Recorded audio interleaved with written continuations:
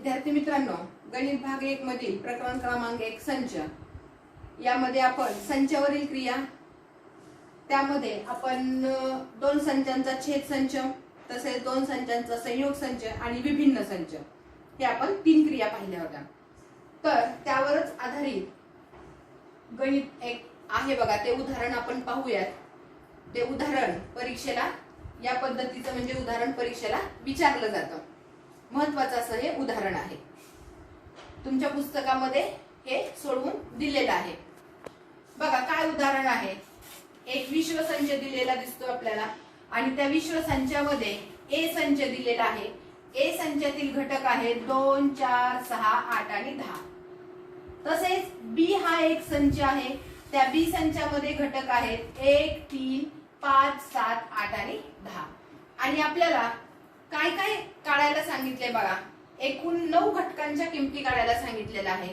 पहिला यू संच लिहायचा आहे. त्यानंतर ए बी, ए संयोग बी, ए छेद बी, त्यानंतर ए डॅश शिकलेलो आहोत आपण ए डॅश कसा काढायचा. त्यानंतर बी डॅश, त्यानंतर ए संयोग बी चा डॅश आणि ए छेद बी चा डॅश. बघा कसं सोडवायचं. यू म्हणजे काय, विश्वसंच.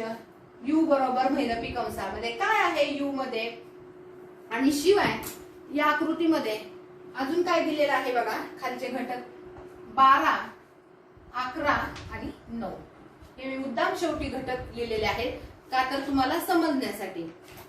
लक्षात आलं की या यू संच म्हणजे काय, तर हा विश्वसंच म्हणजे ए आणि बी यांनी मिळून हा विश्वसंच झालेला आहे. शिवाय त्यामध्ये अजून सुद्धा 3 काय आहेत तर घटक आहेत. लक्षात. मग आता यू विश्वसंच लिहूयात आपण. काय आहे पहिला सगळ्यात लहान 1, त्यानंतर 2, 3, 4, 5, 6 आहे, 7, 8, 9, 10, 11 आणि 12. 10, 11 आणि 12. कळाला विश्वसंच यू कसा लिहिला बघा. चढत्या क्रमाने लिहिलेला आहे आपण. सगळ्यात लहान अंक आहे 1, नंतर 2, 3, 4, 5, 6, 7, 8, 9, 10, 11 आणि 12 झाले घटक. त्यानंतर काय लिहायचं आहे आता आपल्याला ए संचातील घटक लिहायचे. ए संचामध्ये काय काय घटक आहेत फक्त हा एचाच विचार करायचा. ए मध्ये काय आहे, सगळ्यात लहान अंक काय आहे 2 आहे. त्यानंतर काय आहे 4, 6, 8 आणि 10. 6, 8 आणि 10 कळलं. त्यानंतर काय लिहायचं आपल्याला बी संच. फक्त बी संचाचाच विचार करायचा. बी संचातीलच घटक लिहायचे. बी संचामध्ये सगळ्यात लहान अंक काय आहे 1, 3, 5, 7. 1, 3, 5, 7. 1, 3, 5, 7 आणि 8 आणि 10 कळालं बी संच. त्यानंतर पुढचा ए संयोग बी. ए आणि बी चा काय लिहायचा आपल्याला संयोग. शिकलो आहोत आपण. ए संयोग बी म्हणजे या दोन्ही संचातील घटकांचा मिळून जो काही संच तयार होतो त्याला त्याचा संयोग संच म्हणतात. लिहूयात आपण.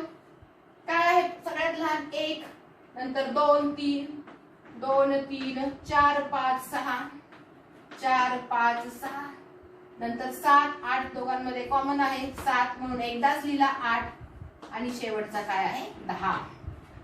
बघा संयोग संच दोघांमध्ये लहान अंक 1, 1, 2, 3, 4, 5, 6, 7, 8 कॉमन आहे म्हणून एकदाच लिहिलेला आहे आणि 10 सुद्धा कॉमन म्हणजे सामायिक आहे म्हणून एकदाच लिहिलेला आहे.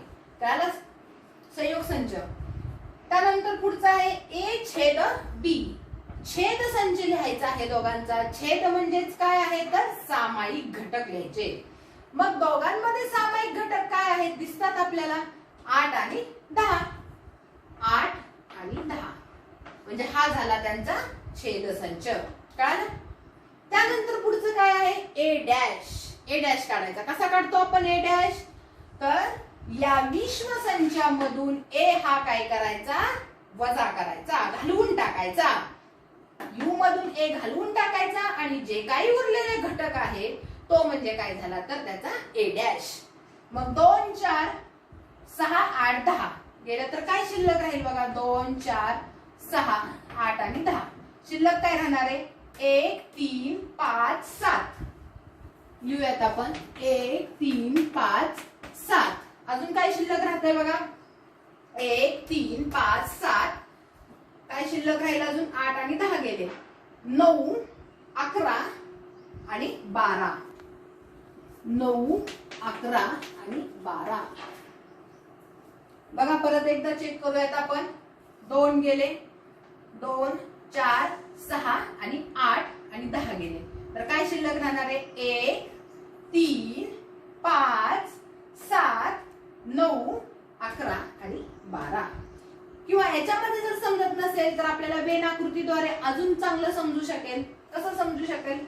या पूर्ण विश्वसंचातून आपल्याला फक्त काय घालवायचं आहे. ए घालवायचा आहे.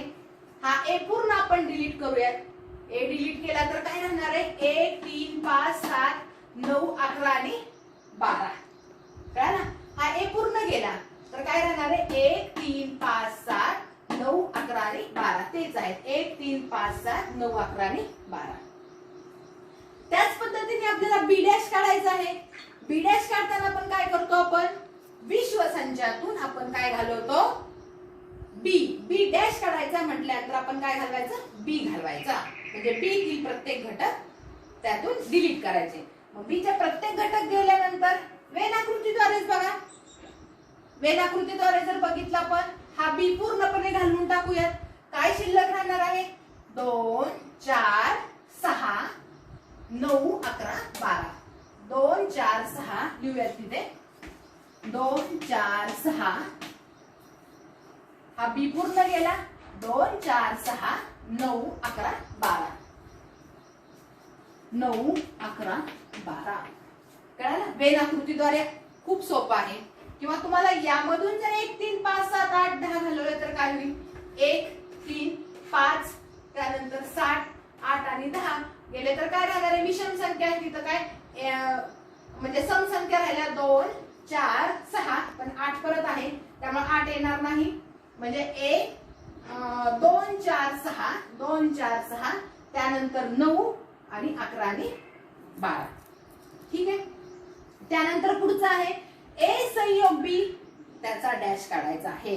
ए संयोग बी कुठं आहे. ए संयोग बी म्हणजे विश्वसंचातून आपल्याला हा पूर्ण ए संयोग बी काय करायचा. वजा करायचा. याच्यातून वेन आकृतीद्वारे खूप सोपं होईल. कसं होईल बघा. ए संयोग बी म्हणजे काय तर ए आणि बी या दोघांचा मिळून ए संयोग बी तयार झालेला आहे. मग उरलं काय रे फक्त 9 11 12. काय उरलं फक्त 9 11 12 कळलं. किंवा कन्फर्म करायचं असेल तर हे पूर्ण घालून टाका. 1 2 3 4 5 नंतर 6 7 8 9 आणि 10 गेले. 9 नाही सॉरी 10 गेले. मग काय राहिलं 9 11 आणि 12. तसाच शेवटचा काढायचा ए छेद बी. ए छेद बी त्याचा डॅश काढायचा आहे. पूरक संच काढायचा आपल्याला. तर विश्वसंचातून आपल्याला फक्त छेद संच वजा करायचा. वेन आकृतीद्वारे खूपच सोपा आहे. छेद संच कुठं असतो मध्यभागी आहे. 8 आणि 11 गेले. फक्त आपल्याला 8 आणि 11 घालवायचे. तर राहिलेले सगळे घटक लिहावे लागतील आपल्याला. 8 11 गेल्यानंतर काय काय राहणार आहे. 1 3 5 7 2 4 6 11 11 12 आणि 9 लिहूयात आपण ते. 1 2 काय काय आहे बघूयात. 1 2 बघा 1 2 3 3 4 5 6 7 1 2 3 4 5 6 7 9 11 12 खाली लिहिते मी तर 9 11 आणि 12. बघा कळालं का. ए छेद बी चा आपल्याला पूरक संच काढायचा आहे. त्याचा डॅश काढायचा आहे. म्हणजे विश्वसंचातून 8 आणि 10 फक्त आपल्याला घालवायचे आहे. 8 आणि 10 फक्त गेले तर शिल्लक काय राहिलं. 1 2 3 4 5 6 7 बरोबर आहे 9 11 12. 9 11 12 ठीक आहे. तर 4 मार्काला 5 मार्काला हा प्रश्न परीक्षेला हमखास विचारला जातो. म्हणजे या पद्धतीने प्रश्न हमखास विचारला जातो. याच पद्धतीने सराव संच असाच एक प्रश्न आहे बघा.